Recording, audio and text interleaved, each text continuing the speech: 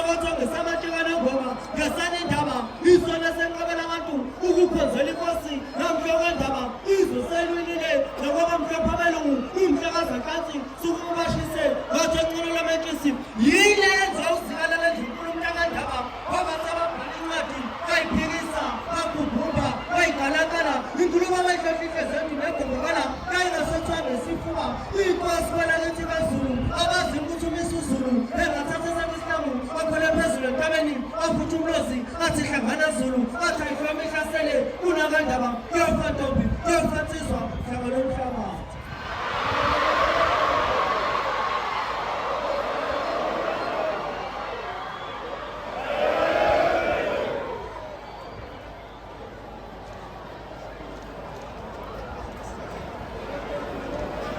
Hlangana lomhlabathi